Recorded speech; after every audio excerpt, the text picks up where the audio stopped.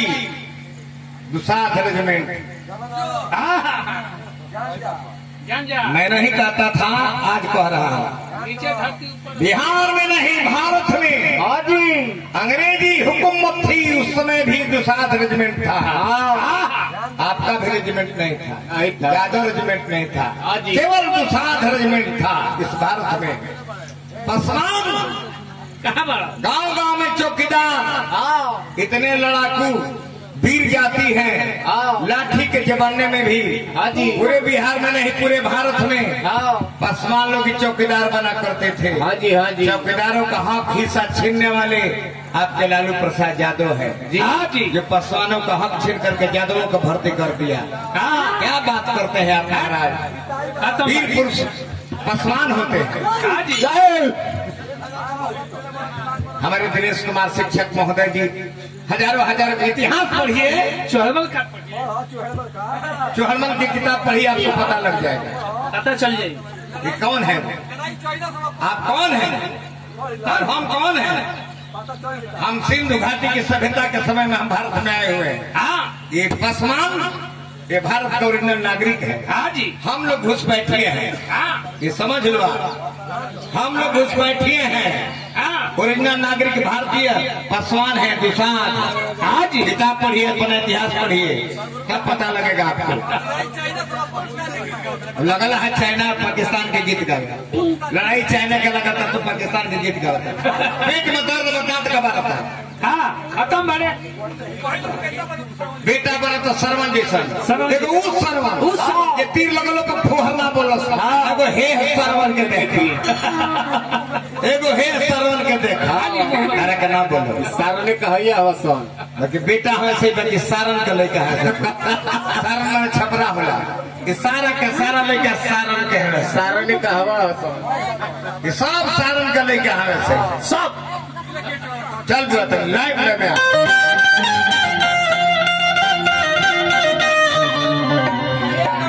गीत के बोल बाकी रे और ये सरबती आंखें इन्हें देख कर जी रहे।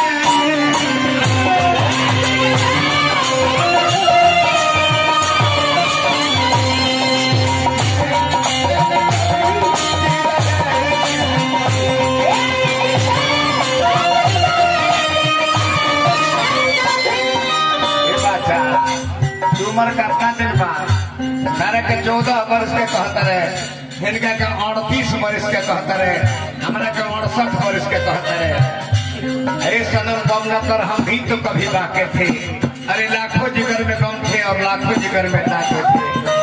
मैं भी था कभी आपकी तरह जवान, मगर मैं कह रहा हूँ कि कलाकार जब पुराना होता है तब उसकी कला जवान होती है, और कलाकार जब जवान होता है उस समय उसकी कला नादान रहती है।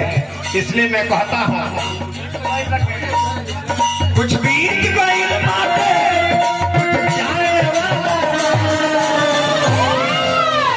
कुछ बीत गई कुछ जाने वाला बात, यह जीवन कभी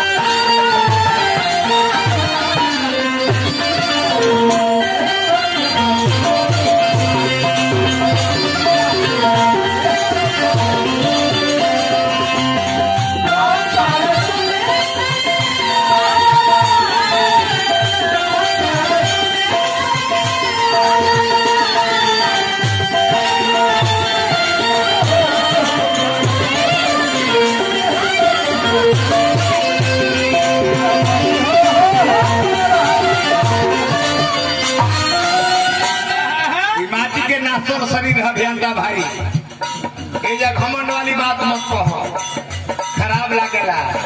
अपने आप को अगर बड़े बड़ाई ना करे, बड़े ना बोले बोल रहीमन हीरा कब कहे जे लाज तक काम हमारा गुरु जी के कल जिनकर गुरु जी को रहला, जबकि हमारा गुरु जी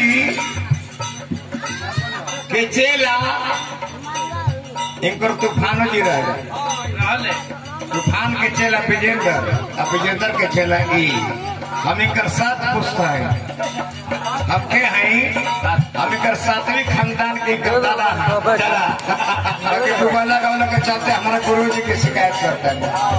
अब का कहेंगे हम इनकर दादा लगे, आज अपना दादा के शिकायत करता तब बताइए अब तू के करना करे इला जाते नहीं इला जाते नहीं रोहन के पक्षी पर लात मत धरो, न तो छतर निकाल दी तो करे जब हलस जाई, हाथी से हथरस मत करो, न तो हिच घाच दी तो मड़ैया तो हर फंस जाई। ई कुंवर के उम्र पर ध्यान मत दी हो, इतने जो खस दी एक बिता धस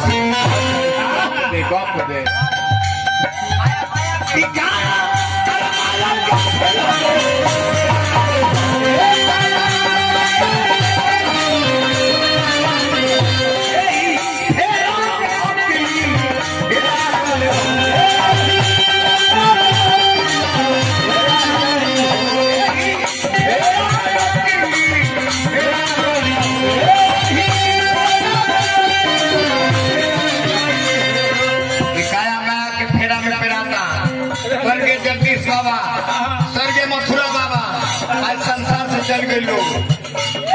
पहले रहला हीरो बन गइला जीरो, पहले हीरो रहला जीरो बन गइला, पहले रहला हीरो बन गइला जीरो। तहरा पोस्टर पकड़ी खप पाए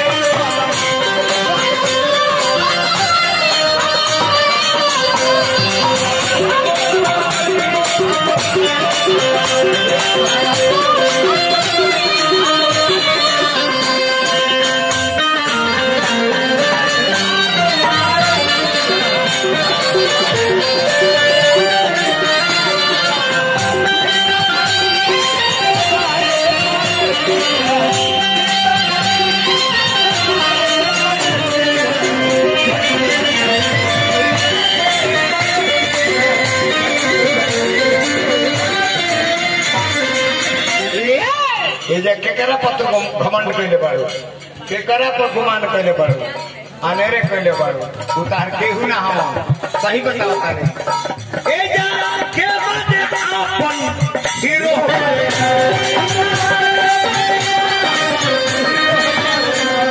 भगवान कृष्ण से अर्जुन कहले हे बनवारी, हे केशव हमार बेटा मरा गई, तने मकरा के देखल चाहता नहीं, हे माधव कहले कृष्ण भगवान ने हे अर्जुन छोड़ द माया।